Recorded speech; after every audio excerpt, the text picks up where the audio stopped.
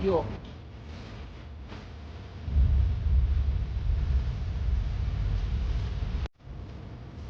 davanti a questo disastro, la cosa incredibile è che nel resto d'Italia, quando accadono cose di questo tipo, iniziano le campagne raccolti, qua non è successo esattamente nulla, e questo è quello che sta accadendo, cioè è un disastro e noi abbiamo bisogno del resto d'Italia, così come la Sicilia si sbraccia quando accadono queste cose e andiamo dall'altra parte, cioè questa è la realtà.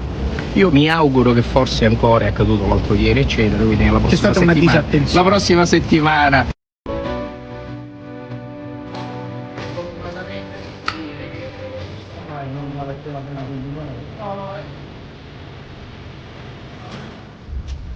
Arrivati tu.